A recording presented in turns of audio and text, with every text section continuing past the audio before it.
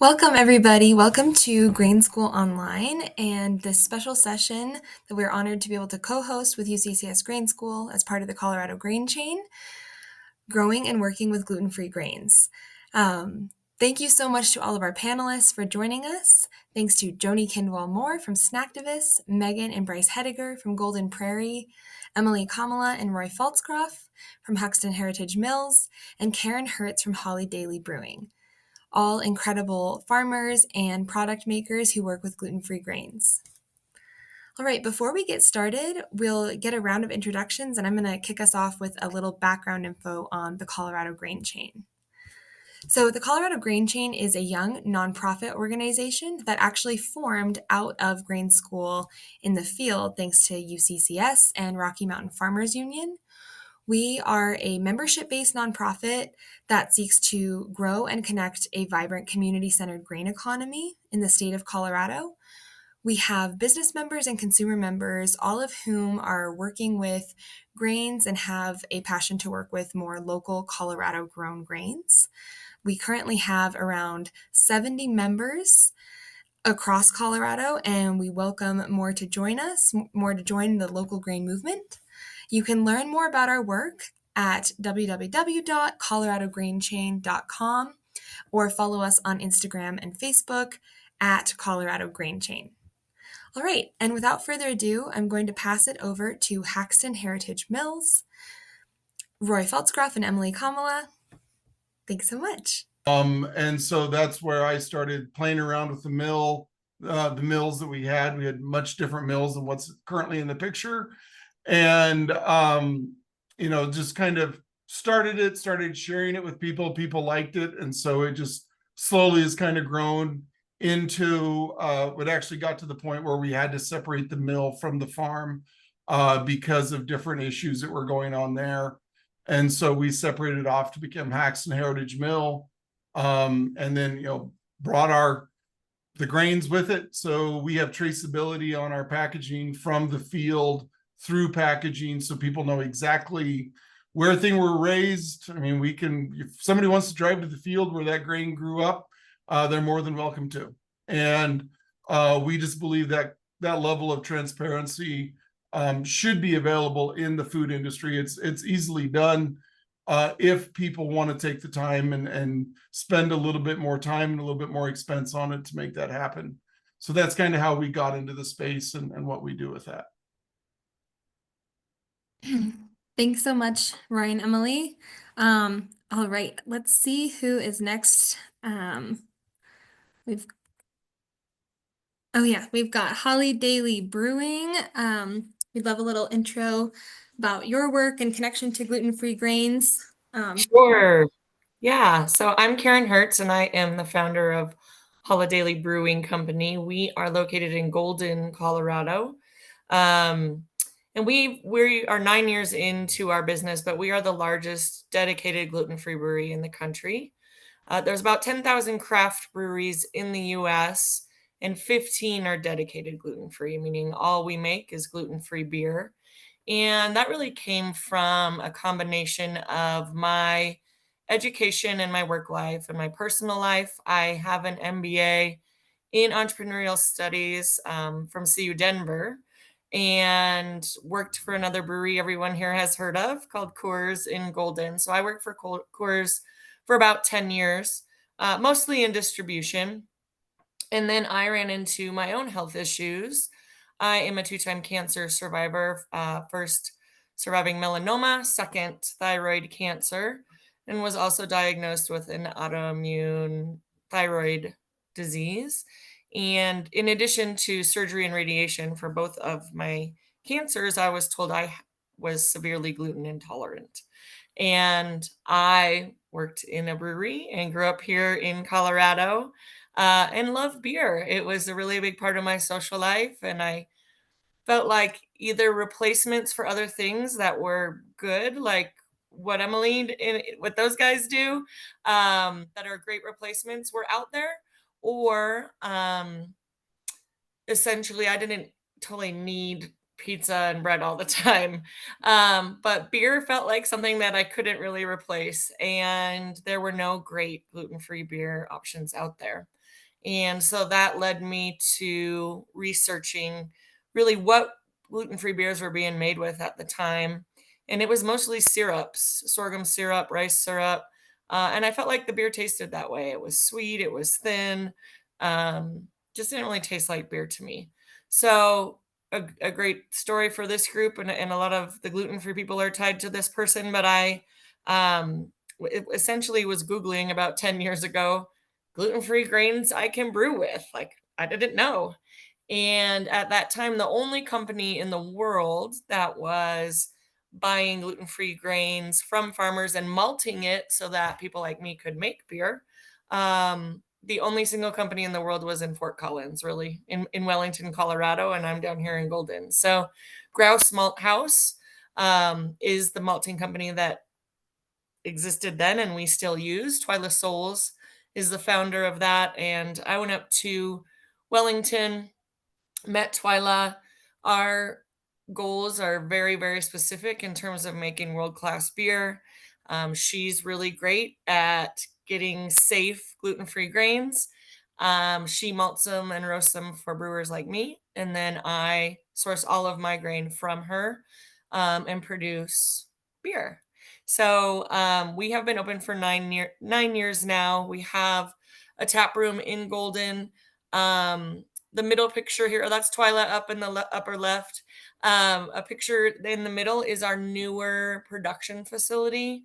So we're a little over 6,000 barrels worth of beer this year will be. We've won multiple awards, Great American Beer Fest awards, World Beer Cup awards for the quality of the beer that we make. We now distribute in 11 states in the Western United States. So we have our tap room here in Golden, our production brewery here in Golden, and then we distribute to 10 other states in the Western US. World domination is the end goal. I love it. Thank you so much for sharing, Karen. It's such a unique story and really fortunate that your malt house just so happened to be in Colorado. Felt very serendipitous. I mean, 50 miles from my front door and the only one in the world that existed at the time. So definitely was a sign. That's awesome.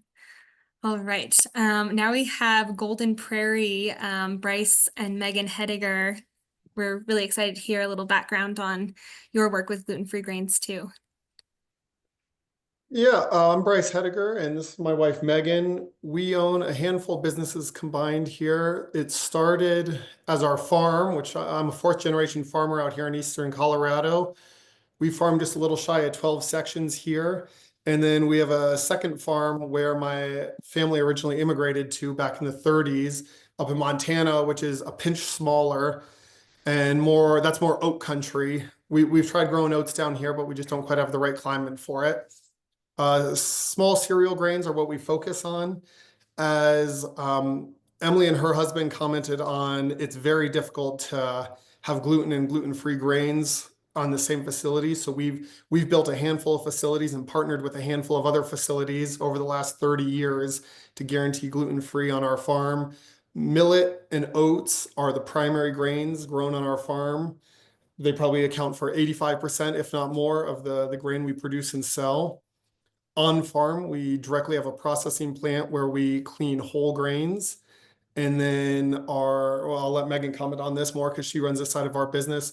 But on our processed grains or food direct grains, we've partnered with facilities as well that help us. We've gotten fortunate in that we've been growing millet for almost 30 years, and in all honesty, 30 years ago, gluten-free wasn't known like it is today. And as that industry came along, we kind of were able to expand with it because we were already in the millet processing facility. We've met some really great people and great friends over the years. As Karen mentioned, Twyla Henley or Twyla Souls is one of them. She started a business, Grouse, which Karen mentioned, on our farm back then, which has grown into just an incredible business. Twyla is a partner with our farm, and we provide many of our grains, but more importantly, she's just a friend and really a great human being. I'm sorry she wasn't here today, but everyone in the gluten-free industry knows her name and knows the impact she has in in this industry. So I'm Megan Hediger, Bryce's wife, and I own Golden Prairie Inc. now. I bought it from Joni Hediger recently. And my sector of the whole Golden Prairie section is really human grade, human quality, ready for consumption bags of millet. So we sell 25 pounds, 50-pound bags of millet and oats in really, really large quantities. Our biggest buyer is Unify, so we're distributed in all 50 states, and you can special order in these bags.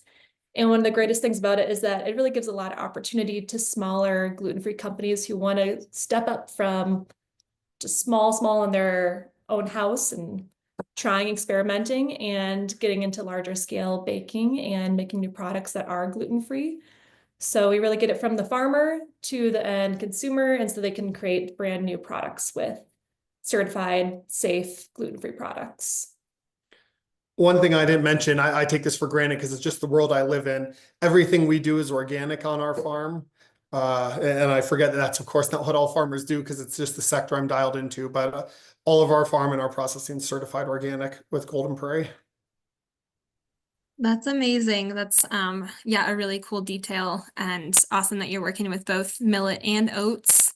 And pretty unique that you're distributing these Colorado grains through all 50 states. That's awesome.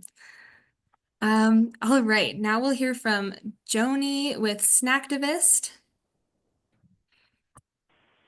Hey everybody, it's nice to see familiar faces and then some new ones as well. I'm sorry, I'm getting over a cold, so I sound a little rougher than I normally do. And if I have to cut out for a second, it's just because I need a tissue. But I'm located up in Coeur d'Alene, Idaho.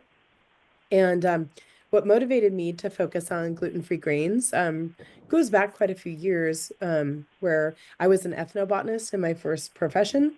And so I made a habit of studying plants that people use for food and medicine, and became a little obsessed and enchanted with heritage grains in general, but especially in gluten-free grains. In my family, my son was very gluten intolerant as a child.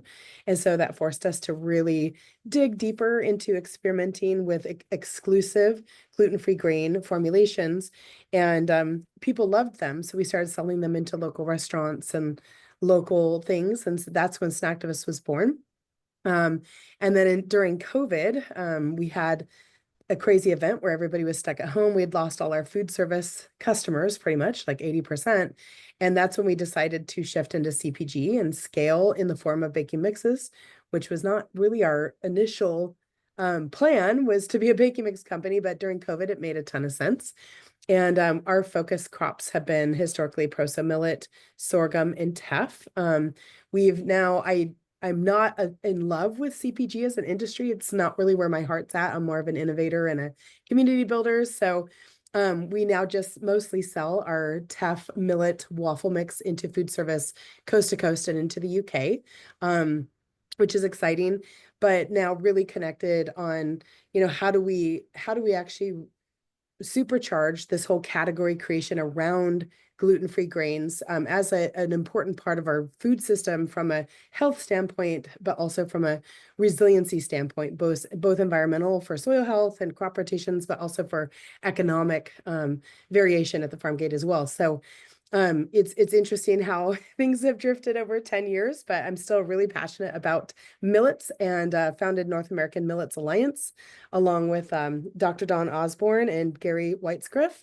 And we have just published proso millet grading standards. They're being reviewed at the USDA level so that we can create like national advancement for quality and culinary grade proso millet, sorghum, teff, and other millets, including finger, pearl, all of the foxtail, all of those. So if you're not familiar with our work at NAMA, go ahead and follow us because we do active monthly webinars and all kinds of fun stuff. So I just get really excited about innovation. Personally, I love gluten-free grains not because what they're free from, but because of what they're full of and what they represent for health, fiber, nutrition, and crop diversity. So thanks for having me. Thank you, Joni. It's really interesting to hear how you've all had, mingling paths towards gluten-free grains, and thanks for sharing. And Now we're gonna jump into questions real soon here, but just showing this slide in case you want to stay connected to the Colorado grain chain and conversations like this. If you scan this right-handed QR code, join our mailing list. This is where we send out a bunch of updates. And if you follow us as well, that's a good way to stay in the loop. All right, I'm going to stop sharing my screen and we will just jump into questions. Sorry, bear with me just a second. Too many tabs open. All right, so the first question we have is for everybody on the panel, and we know that gluten-free grains like teff, millet, and buckwheat, they all have distinct flavors, uses, and growing needs.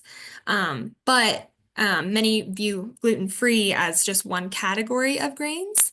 And so a question we have is, what are some common misconceptions you may have encountered in farming, processing, or developing products? And have any grains that are gluten-free that you've worked with surprised you in their performance, either in the field or in a product that you're making? Feel free to just jump in if you want to start that, and then we can kind of round robin it. I'll jump in if no one's going to here. Like I said, we were very fortunate that we were growing millet before gluten-free came along. But I will say that even knowing what I know now, obviously we've chosen millet for many reasons, but from a soil health perspective, when we're farming organically, we fight many issues, one of which is erosion. And millet has been a great grain for us because it really makes a good stubble and a good cover on ground, unlike some other grains. We see sunflowers in our part of the world, for example. Sunflowers don't protect the ground in the same way millet does. So, it has many values above just gluten-free, but the gluten-free is one of many things that has made millet a great grain for our particular farm. Awesome. Thank you so much for sharing that, the soil benefits and how it integrates in your farm. Karen, Joni, or Yeah. I would love to piggyback on that because I think that is one of the more provocative arguments behind the popular adoption of gluten-free grains beyond the gluten-free segment. And one of the problems that a lot of these fantastic grains have had is and I've experienced this firsthand where I'm, making a sorghum prosa millet pizza crust that we've served at national things and chefs love it until they find out it's made from gluten-free grains. And then they're like, wait, I don't need to eat that because I'm not gluten-free. And I'm like, well, you really liked it before I told you it was gluten-free. So there's this funny stigma that, gluten-free grains are only for people on gluten-free diets. But when you look at the diet of the average American, it would really behoove them to vastly diversify their cereal staples. I mean, we have a huge epidemic of diet-related disease and soil erosion, largely due to processed monocrops. So I just think that that's one of the things that this whole category is up against. And we need to all work together to really go, hey, look, if you look at the carbon, C4 to C3 ratios of skeletons of people in the ancient world, they weren't just eating wheat, and they ate wheat and lots of diverse grains, many of them being gluten-free, which is a super important point that modern people should probably take advantage of. I could nerd out on that all day. I'll follow up on that. And I agree. I think there are actually more gluten-free grain options than there are gluten-full grain options in the world. So just that alone makes you think, oh, we're not just limited to wheat and barley. I think something for an end product or a consumer type product in my world is we're still pretty new. I mean, yes, we're 10 years into this and we're all here right now. And I'll tell you, every one of our beers is a combination of millet and buckwheat. And we have tried others. We've tried quinoa, there's rice, there's maize, there's a million different things to try. But today I'm like, hey, it's all millet and buckwheat. And we could all get back together in 5 years. And I'm like, quinoa and rice is where it's at. I don't know. What we know right now with the crops that we have available to us is that that's the best combination for us. And it can even vary by your equipment, right? Where you're at. So ultimately, I think, one thing just with gluten free is it is still a little bit in an experimental type phase, and people are still trying to really dial in what works best for them, and it's not the same for everybody. And I do think you can make world class quality products with gluten free grains, and I think people more and more are coming to that conclusion that it doesn't matter is kind of the point. That it's just a really good gluten-free product. It's a really good product. It's a really good pizza crust. It's a really good beer, and it doesn't matter. That's awesome. Thanks, Karen. And Joni, I'm really curious about this sorghum pizza crust. It's delicious. Yeah. Yeah, and just love the diversifying crops and products aspect of it. Roy and Emily, would you like to add anything to Yeah, this? absolutely. Thank you, Audrey. I think so. One of the things we're growing, up to 12 to 18 different crops that are all gluten-free on our farm. And so when Roy was trying all these different things out, it was really important that flavor was a big piece of it and understanding how all these different grains can either go together or not go well together. And while a lot of the recipes have really pulled down into just 6 or less different ingredients, that has been a really important factor because gluten-free products, I mean, myself, I am gluten-free as well.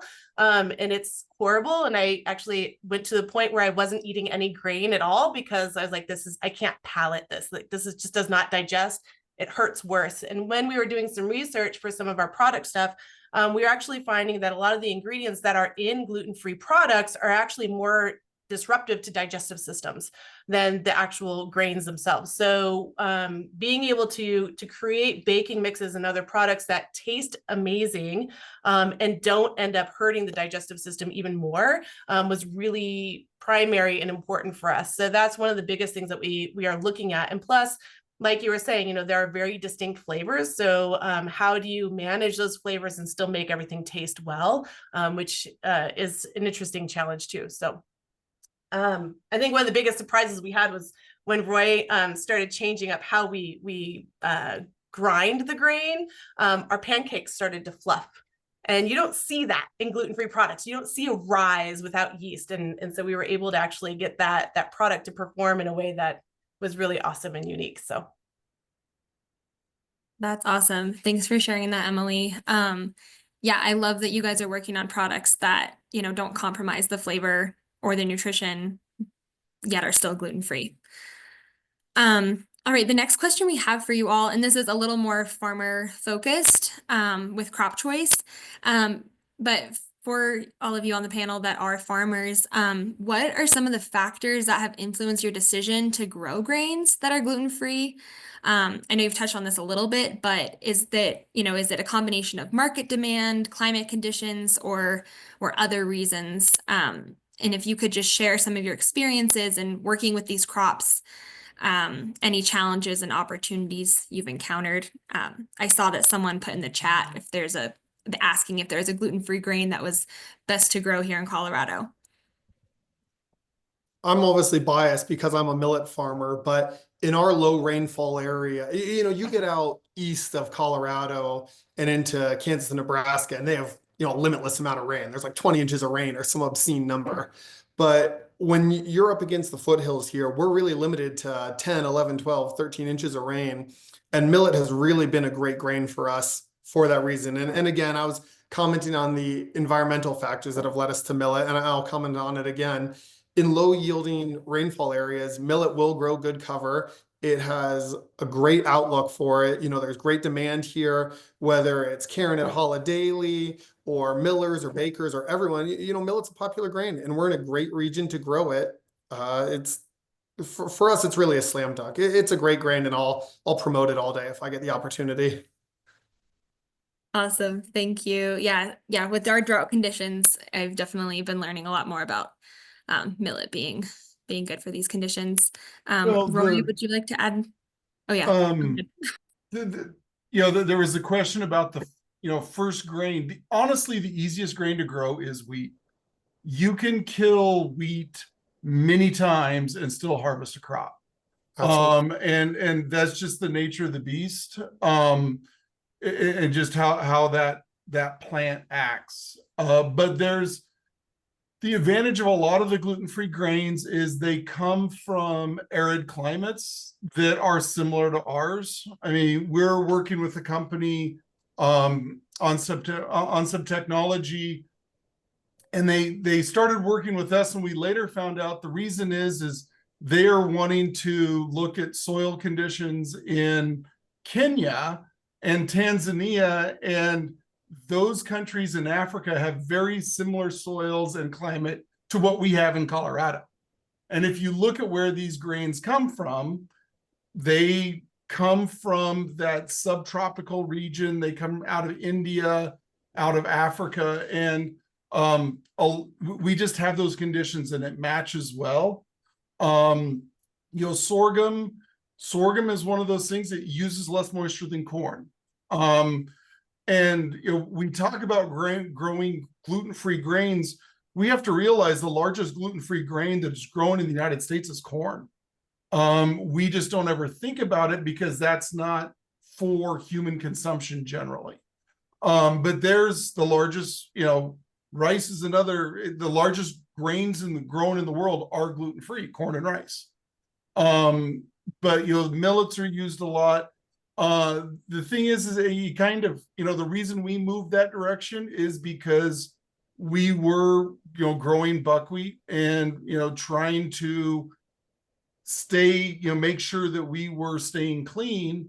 And then we moved away from it. And then we just found that, there's a lot of farmers, the reason they raise wheat is for the stubble, is because it does produce good ground cover. And one thing we didn't like about raising millet was previously it required swathing for harvest. And I developed another method for direct harvest so we can use our shellborn to keep the millet off the ground. It makes a lot cleaner grain. And it was when we did that, added in some oats and then started using different harvesting method on our sorghum, we were able to get the residue that we had with wheat. So moving away from wheat, that was one thing is wheat produces really good residue. And that's so important to protect our soils. But once we could develop some other harvesting methods, we could then switch over and move away from wheat, and it wasn't as much of an issue. We didn't lose those things.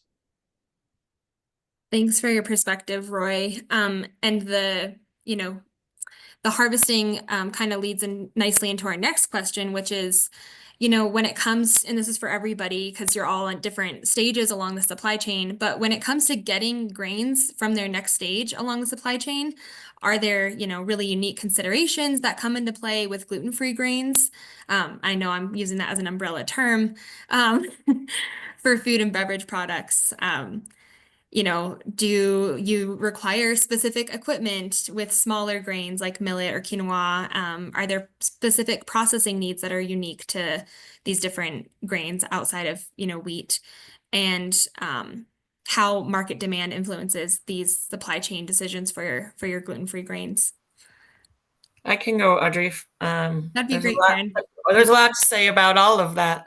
Yeah, I think a couple of things, when these guys talk about, Roy and Bryce and all of them are saying, all of our equipment has to be gluten-free and our entire process has to be gluten-free. I think a lot of people don't either are like, oh, by the time it got to beer, would it matter anyway? And the answer is yes. By the time it gets to a granola bar or pancake mix, does it matter? Yes. And the reason is because consumers are that sensitive. It really makes that big of a difference. So we can't source millet or buckwheat from a farmer that may have a wheat field, they go plow it, and then they head to a millet field and plow it. That causes that cross-contamination that these guys are referring to. And that cannot come to my facility. So there are precautions that we take. I talked about Twyla, who is our provider. So she really screens all of the farmers that she sources grain from. And she has a gluten-free certification. So she actually goes through an audit every single year. They come in, they tour your whole facility, they examine your whole process, they test all your grain, all of your products. And then, so Twyla is certified gluten-free. And then I have to do the same in my facility to get my certification. So any ingredient that comes into my facility is entirely gluten-free. My brewers can't eat a sandwich in our brewing facility. We have an area for that. Wash hands, get back to work, but you're not going to be eating a sandwich over my kettle, so that's not happening. So there are considerations all around in terms of, and it is that important, because when I say something's gluten-free, I want that consumer to know that it's safe. And it does go all the way back to the farmer and the equipment there. And it goes all the way forward to the server in a bar who I order a Holidaily Fat Randy's IPA, and my husband orders a Fat Tire, and they get it mixed up from the bar to my table. So this is like a really big process that's impacted by, every single person, including a server in a bar, because if they end up serving a Fat Tire to someone that ordered a Holidaily's Fat Randy, they're going to get sick. It's not something to mess around with. And it's like, man, that seems like you guys are all jumping through a lot of hoops for it. And it's because it's necessary for the consumer. I think in a couple other things in beer, our process really isn't that different in brewing than traditional beer. We just are replacing barley and wheat with millet and buckwheat. What becomes a little bit different are some temperatures. It's like, minuscule processes in there. We have a little bit different equipment because really similar to what Roy said around barley and wheat is like built for brewing. Like it is the ideal brewing grain, and they've done it forever. Like I said, we've been doing this for about 10 years. So we don't totally know. We think we know, but and so they've even grown it to where it's really great for brewing. So we just have to do a couple different things. It's not quite as efficient as barley or wheat. We're not getting as much sugar out of it. So really there's just ways you have to work with the grain in order to figure out, well, how can we maximize this grain for this particular product? And so that's what time and 10 years of trial and error has led to for us. Thanks, Karen. Yeah, it's really interesting just how cross-contamination overall, really from field to table, is so critical for these gluten-free certified products. If I could jump in there, as Karen mentioned, from the farmer to the tap room, it's so important to be gluten-free. And that's where Golden Prairie really comes in. We try to connect that link in the chain of supply chain, how to get these farmers to get their grain to the end point. Unfortunately, or maybe not unfortunately, but many farmers don't want to market. It's not what they're into. It's not where their strengths lie. They have their farm field, they have their tractor, they're fantastic at that, but they don't know how to get to the gluten-free point of how do I get this to the end consumer. And so that's the one thing we really work hard is working with our growing community and making sure that they're educated in how to get there. And then making sure once we do buy it from the farmer that it gets through that process of going to a gluten-free facility and being processed properly. So it can go to the next step and we can be confident from the farm all the way to the end product that it is staying truly gluten-free. And that they truly care. You can always wave the carrot in front of someone and say, you're going to get whatever premium you want to say for being gluten-free. But unless you truly have a farmer and truly have a processor and truly have employees that care, corners will be cut. And surrounding yourself by the right people, which is what we've tried so hard to do, makes the difference. That will go the extra mile, that will make sure, their combine's clean, or make sure that they're renting the right piece of ground, or make sure they're working with the right people, and make sure that their product's going to the right place. People that actually care about the product are going to treat it right and aren't just trashing it. So we've been very fortunate to partner with, I guess, what I would call the right people and great people. Thanks for sharing, Megan and Bryce. Yeah, it sounds like even marketing and all of that is really important, so people are educated on why the gluten-free aspect matters. Well, and for people that haven't dealt with gluten-free, to get an idea of the sensitivity, it's 1 kernel of wheat in a 50-pound bag of grain. And so it is really, really tight. And we've worked with some large scale processors that actually, and what what a lot of people don't realize is a lot of the gluten-free things that are labeled in the grocery store, they actually clean to gluten-free. So they'll buy conventional, grain sorghum that is contaminated, and they will clean it and they run it through the process a certain number of times, and the lawyer signs off on it. And they've, identified that process, and that is where they get their gluten-free certification. And we've worked with one of those processors. When I learned they did that, it just kind of blew my mind. It's like, they honestly believe they can clean that enough. And I saw the grain that they were getting in there, and they were getting sorghum samples out, or they're getting loads of sorghum out of Kansas that you could see the wheat in the load. And then they are cleaning that out, and they're like, man, we have to run that through our cleaners 5 times. And it's like, well, my farm's gluten-free. And they're like, okay, great. And so they'll pay us a premium because they know when they run it through their cleaner, it's just to clean it. It's not trying to separate things out. So there are different kinds of gluten-free, of ways of doing it. And there's what I believe is the right way, which is we just don't have gluten on the farm. And then there is the other way, which is the cheap way, that doesn't reward farmers for the effort, for making sure things are clean and understanding all those things. And that's why there's people that sometimes eat something that's gluten-free, and they're just like, and they're like, they have that feeling that something was there, but they can't prove it necessarily. And so to understand, there are different ways that these big food companies are cutting corners to get there. So to recognize that difference that's going on from the farm level to get that done. Yeah, you absolutely hit the nail on the head there. It's easy for people to be like, oh, you can just clean it and it will be fine. But if you've ever been around a combine, or you've ever been around an elevator, or you've been around a facility like that, there is hundreds of pounds of grain that get stuck in nooks and corners and crannies there that are uncleanable, in my opinion. And as you pointed out, one kernel in a 50-pound bag will break the system, much less 100 pounds stuck in the bottom of a leg or in an elevator or something like that. It's just, there's gluten-free and then there's gluten-free. Yeah, that's Yeah, so absolutely. interesting.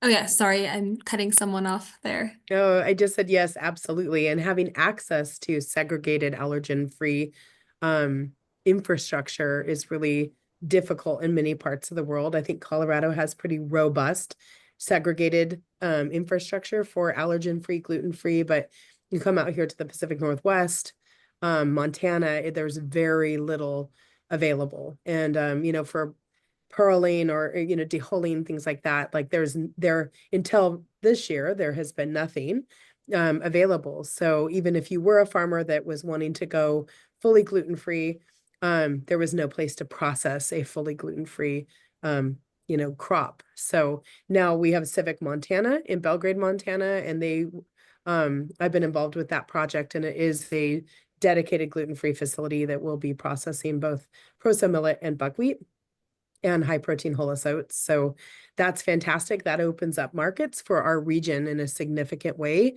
where they've been completely blocked historically. So Thanks, Joni. Actually, that's a nice segue into one of our questions, which is just, have you seen this demand for gluten-free grains evolve over recent years?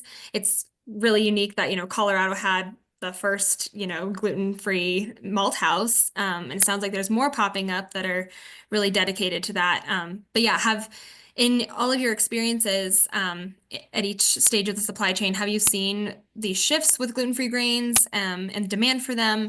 And how have you kind of adapted to these changes? Has it been, really a positive change since you're already focused on gluten-free, or have you had to, do a lot of marketing around gluten-free grains to get that out there, that demand?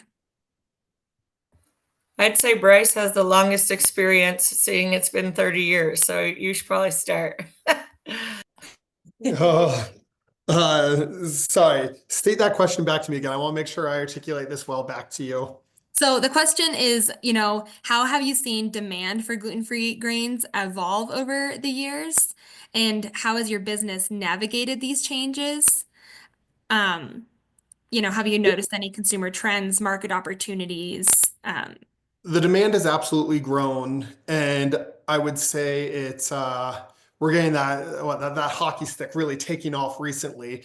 One of the problems with gluten free in the beginning here was, let's call it 10 years ago, and we've all had this experience with any industry. It was borderline unedible at the beginning. And every industry's had that, whether it's gluten free or it's whatever the food is. But Karen, being a prime example here, makes a hell of a good beer. And that is branching out to not only the gluten-free market, but the market as a whole. So as these companies are gaining huge traction, we're seeing growth in it. From the farmer's standpoint, it's difficult in that millet has always been a very difficult grain to market because the price fluctuates vastly year to year. And it's because there's just not a huge supply of it. So as that supply curve goes up and down, the price goes up and down. And it's a shock for all customers when a price doubles and then cuts in half and then doubles. So trying to create stability in that market has really been something we're focusing on to encourage people to focus on grains like millet and not get scared away and look at other grains. But I will say that the need for it has just grown, and the want for it has grown dramatically in the last couple of years. And it's something we're excited to see because, as Roy had commented earlier, a lot of Colorado was just wheat ground, wheat fallow. And first of all, that's probably arguably not the best farming methods for our ground out here. And second of all, it's really good to see local grains and grains with new demand growing here, not only creating soil health, but creating a community where we can sell and use these grains. And I'd have to say, on average, in the past 5 years, I typically have about 20 brand new startup companies that are starting a gluten-free business. Wow. And it's amazing to see. They're so excited. We're really diversifying in the field, and it's not just flour, it's mixes, it's this, it's that, it's beer, it's really blowing up, which is amazing to see. The hard thing is, of this 20 each year, maybe one of them makes it to the next year. So there's a lot of desire, there's a lot of need for the community, and a lot of people are passionate about it.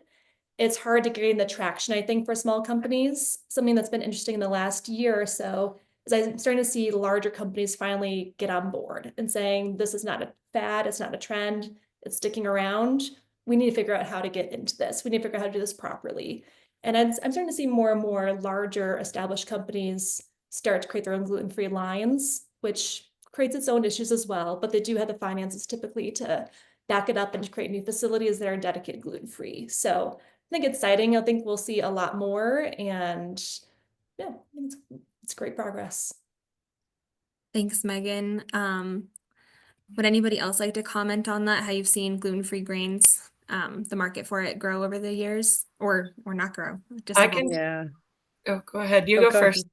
I just feel like it's reached like a maturity point where it went through this fad phase where like everyone was gluten-free, whether they needed it to be or not. It was like the latest, greatest trend. And I feel like now it's matured into being its own category that stands on its own 2 feet. It's normalized, the quality's there. And now like the industry, like processing, genetics, handling, all that stuff is coming together to really keep that the kind of a legacy position of like gluten-free is not ever going anywhere. Like it is part of the market. It's a large market segment, and the CAGR is healthy. The compounded annual growth rate continues to be really strong. And now we have ancient grains as a whole category coming in at like a 35% projected compounded annual growth rate. So I think that society is just starting to shift into this higher awareness that Wonder Bread is killing us, and it's better to look at these diverse, nutrient-forward crops, and this is where gluten-free grains will have like a real strong positioning in the coming decades, if you ask me. One thing about gluten-free grains, specifically millet, Colorado is actually the largest millet producing state in the nation. It fits our climate well. What goes on with the pricing in millet is millet has a really good storage potential. It stores very well for long periods of time. And so what happens on the farm side of things is, and I know a lot of farmers that do it, we're in one of the largest millet producing counties in the nation in Colorado. is it stores very well. So what farmers will do is when the price goes down, they sit on it. And I actually know of a case where one farmer, he sat on millet, the price of millet, it went up. We were around $16 a hundred. And the gentleman passed away, and he actually had close to 1 million bushels in his own personal storage. And to settle the estate, they cleared it out. And so the last time that millet went to 16 bucks and crashed, it crashed when his estate sold. And so it's, you know, there's a talk about this movement in the market. It grows well, it stores well. And so what farmers do is they just stick it in the bin, and they just view it as when the day comes, they'll move it. They'll make good money when they move it. But until then, that market just kind of comes and goes. And so it's not, there are thousands of millet acres in Colorado every year. There is not a shortage of millet. It's the shortage of people willing to move it at the price that the market is at. I mean, right now it's running $7 to $8 a hundred, which is, you cut that in half because millet's based on a 50-pound bushel. So it's running $3.50 a bushel. So farmers will sit on it until it goes to $8 a bushel. They'll pull the trigger, they'll dump it all. The market will crash and it starts all over again. And the United States world competitor in millet is actually Ukraine, because a lot of it, if it gets exported, it goes into the Middle East and to Asia. And so there, it's kind of understanding that long-term dynamic. Millet has been raised in Colorado forever. It's just moving it into the food, the human food industry is kind of the thing that's been new in the last 10 to 15 years. Thanks, Roy. Yeah, that's really interesting to just hear how the market works with Colorado producing so much millet as one of those gluten-free grains. I'm going to shift us into one last question before we get into the audience Q&A.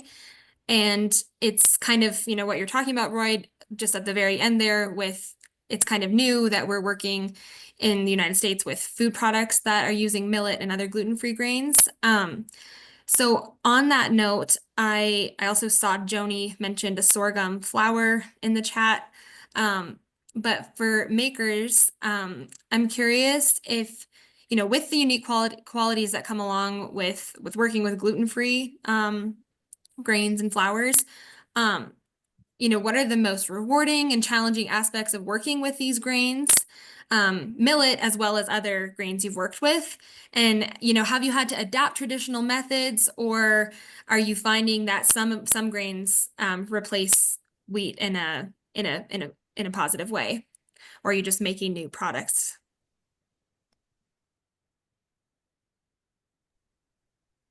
Millet, as long as your recipe is not yeast risen, millet is almost a one-to-one replacement for wheat flour in any recipe.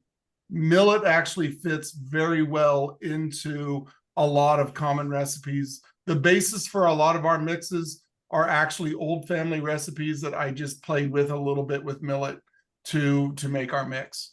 And so millet fits well as long as you have flour that is well milled. If you have millet flour that is not fine enough, it actually becomes bitter.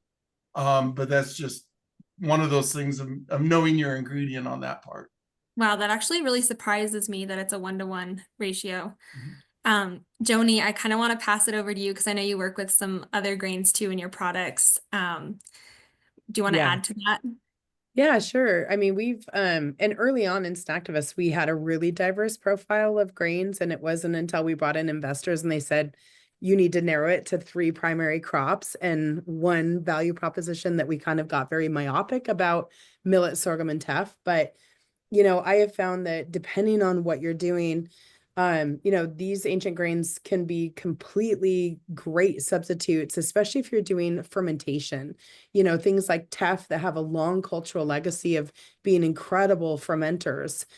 They can make some outstanding sourdough breads and things like that, that we have, you know, in the early days when we were making artisan loaves for restaurants and whatnot pre-COVID, they were like long fermented. They were 100% whole grain, ancient grains like millet, sorghum, teff, buckwheat, even timtana for a while, which was an oddball, and things like that. And like we had really good luck, but we used time, we used microbes, we used all of the traditional methods to actually advance that dough to make it have a mouthfeel and texture that people expect from a more, commercial, like a wheat-based bread or a commercially prepped bread. You can't achieve that in a baking mix. That was kind of a sad thing for us because we had to shift to industrial yeast when we did that. But we have found things like sorghum are very, very touchy though about culinary varietal selection. And this is when people start yawning because I've got that botany background, and genetics really dictate a lot of the quality there. So making sure that you're working with farmers that are growing really good cultivars that are suited for culinary application, for flowering, understanding that waxies and non-waxies are very different and have very different performance when it comes to carbohydrate chemistry, fermentation, etc. Those are all the fun parts of product innovation with these crops that honestly have been barely touched from like an advancement standpoint. It's like almost like the Wild West. And if I wish we had like a few $1 million sitting around just to like create an incubation lab to drive into what these flowers are possible, what is possible for these flowers, because they really can do a lot more than what we even give them credit. Thanks, Joni. Karen, I'm curious about, you kind of mentioned this in the brewing that you are able to utilize buckwheat and millet in a similar way, but just curious about your process and working with free grains.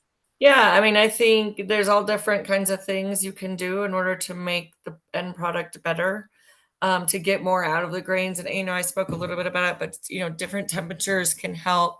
All of our equipment as well. And I think this is the same, really across the board. And I alluded to it earlier, but, all of our equipment can't be cross-contaminated either. So our brewery, all of our equipment is either brand new, never been used before, or was only used in a gluten-free facility.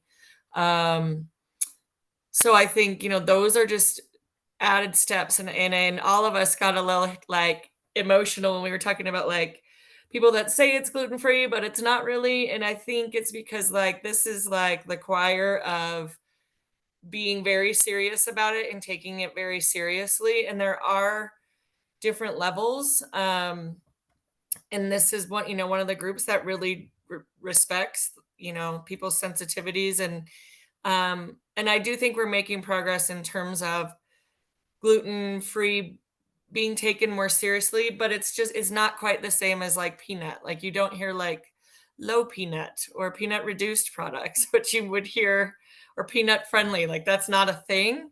And it doesn't need to be a thing for gluten either. So, this is the group that in our processes, everything from the equipment that we use to the processes within our plants, our facilities, our farms, this is a group that's really making sure that the end product is safe for people. And I think there isn't a cheap way to do it. And I do think, gluten-free can get a bad reputation for being a premium product.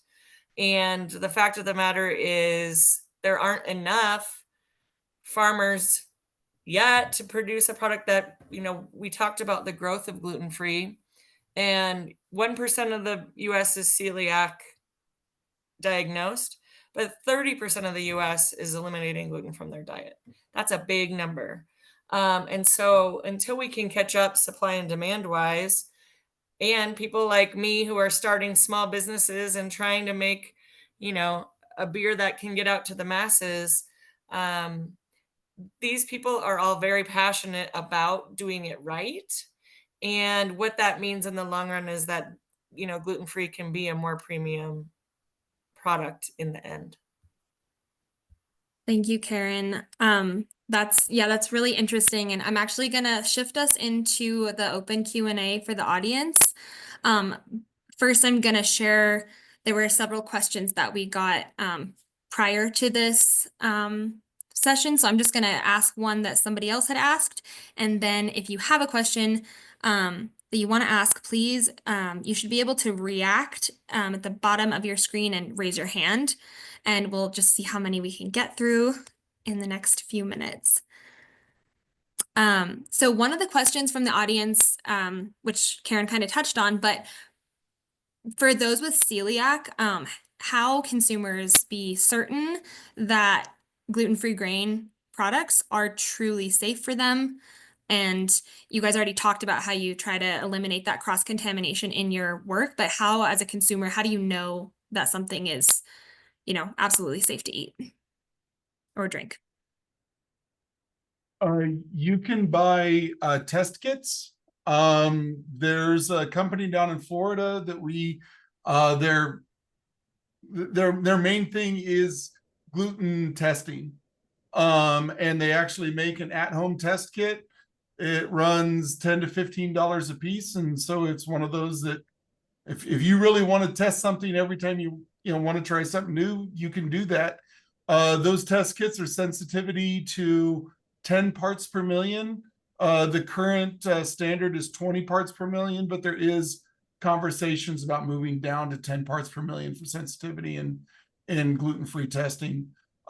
So for home testing, it does exist. It is out there. And so people can do it if they're trying different things or doing some different stuff on that. I would also make the comment to, shop local and know your farmer, right? When you go to Roy's farm and you meet Roy and you buy a package of pancake mix from Roy, you know who he is. You know he's not growing 10,000 acres of wheat in his backyard either. And it's a double-edged sword because a large farm needs to produce a lot of product and sell it all over the country. But at the same time, I think there's a huge importance in knowing where your food is coming from, knowing a local source, and knowing who's growing your food. And it's easy for me to say that because I live where millet is grown on every block. But if you can, try to get to know where your food is grown. There's many benefits above just gluten-free, but gluten-free should be noted on top of all of them. Thanks, Bryce. I mean, that's a really great point, and that's, what the Colorado Grain Chain is all about, is we just want to be supporting our local farmers and through local products. The test kit I had never heard of, and it looks like somebody might have popped a resource of that in the chat. I do have to say, just jump in there. If Yeah. you're buying something that's certified gluten-free, you have every right to communicate with that company and say, please give me your test results. If they have a gluten-free certification on it, they should have a C of A, and they should say this exact lot number is at this many parts per million. If they can't do that, if they're not willing to do that, that's probably not a big company they should be going to in the first place. Yeah, I would agree. And Megan, I would also say, really anybody can put gluten-free on their packaging, just the words, this is gluten-free. I do think from a product standpoint, I do get the certification. They do come and audit us every single year. We have required testing. We have required training for our employees. Can people wiggle around it? I would guess, sure. But it's going to be a lot harder if they have that certification on there for them to do it than just to write gluten-free on my packaging. And to Megan's point, it opens up that conversation with them. Tell me about your certification. How did you get that? So I think looking for that certification, I can't say it's a guarantee, but it's a lot more difficult to jump through hoops that way. Thanks, Karen and everybody. Just a note for everybody on this call, if you don't want to raise your hand and ask your question, you can also just put it in the chat. And so as you think of your questions, I'm going to share another one that someone on this call had shared or had asked. And the question is, have there been any learnings in the US market from sub-Saharan Africa and other regions where grains like millet, teff, sorghum, and other grains are more popular? Have you seen some of their breads and other grain products gaining popularity?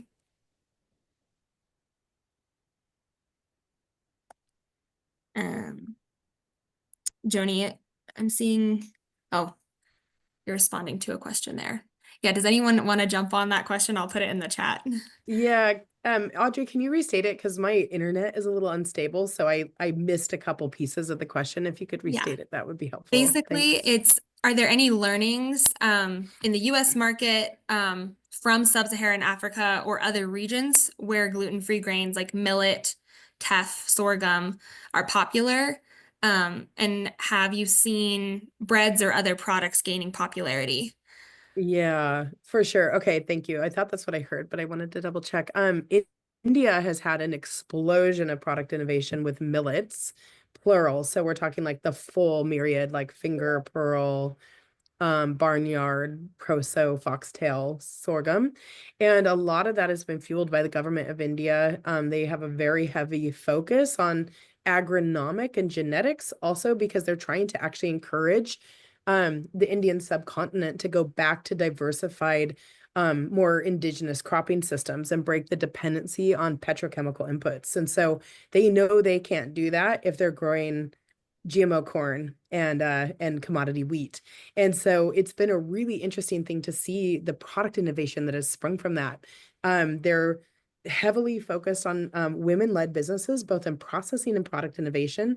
And I'm acquainted with a few of them because of our work at North American Millets Alliance and Sorghum United and the UN Year of Millets. I was heavily involved with that too, and got to try a lot of the products that are being made in India, everything from cookies to pastas to breads to chapatis, and they're incredible. I mean, they really are fantastic quality.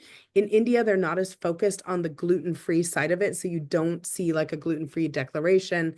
There's often not a lot of cross-contamination protocols in place, but the fact that they're really driving that innovation and proving what can be made with millets outside of the box is super exciting. I mean, making things that I would have never even dreamed of making from millet flour. It's really cool.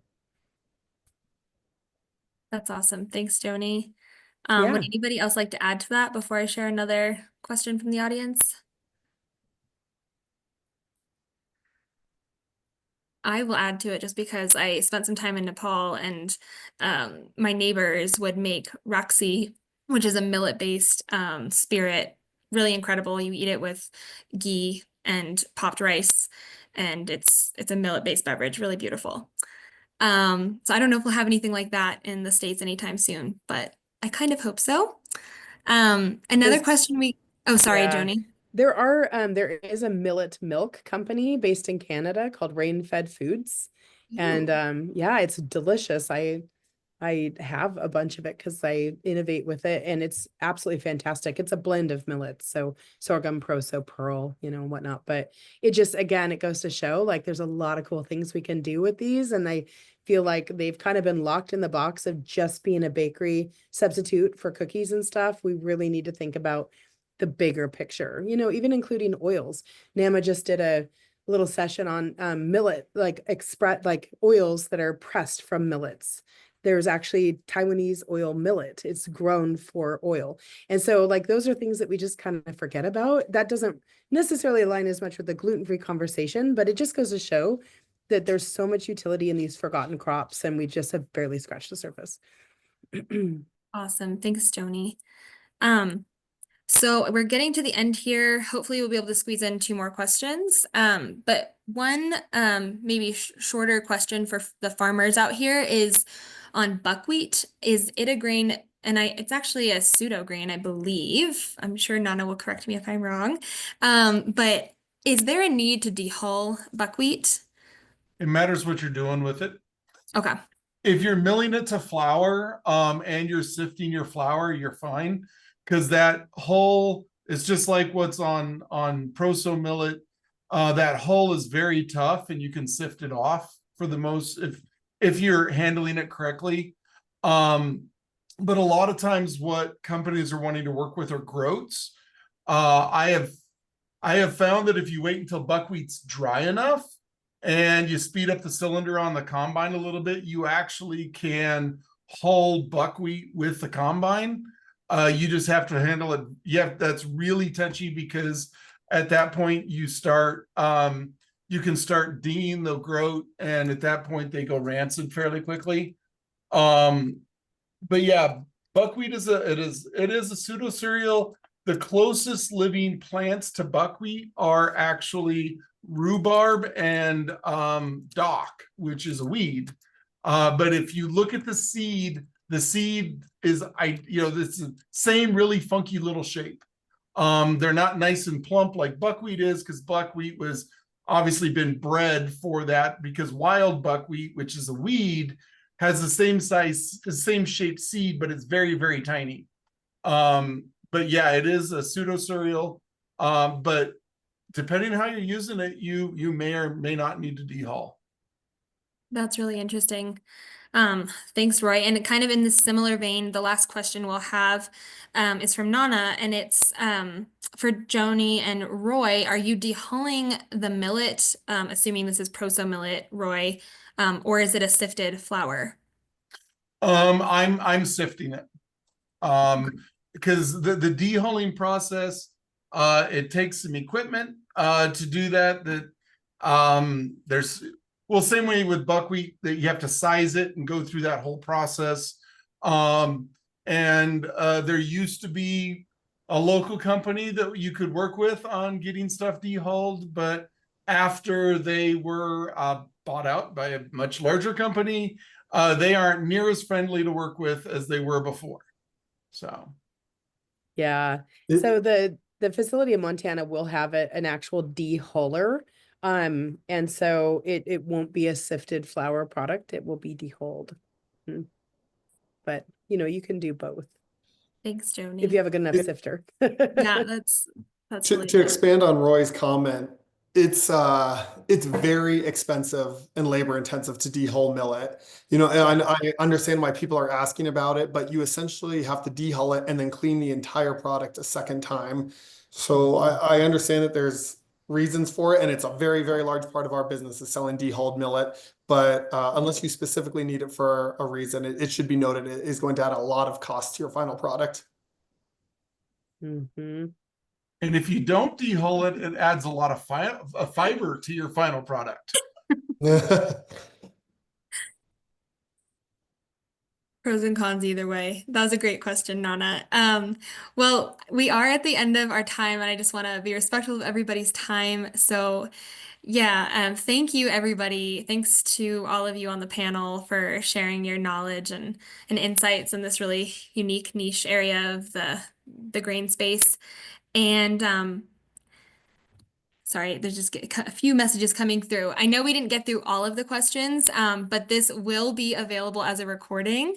So yeah, just thank you everybody for joining. Thank you so much to Nana and Sean for this opportunity for the Grain Chain to work with you on UCCS Grain School. If you are not in UCCS Grain School, but would like to have a broader dive into the world of grains, I believe you are still able to register for full year access for the course. You can take it at your own pace. You can learn more about that on our website, coloradograinchain.com, or UCCS has a page about it as well. It's a great resource with even more resources on gluten-free grains specifically and millets, which was, I think the year of millets was 2023. So yeah, just a huge thank you to UCCS. Thank you to all of you on the panel, and thanks for everybody for joining this. And please stay in touch for future events like this. Thank Thank you, you, Audrey, everybody. Thanks, the panelists and Colorado Grain Chain's contribution to Grain School is huge. It's a big deal. And I'm really, really grateful that this collaboration is still alive and that we can march forward also in the gluten-free space.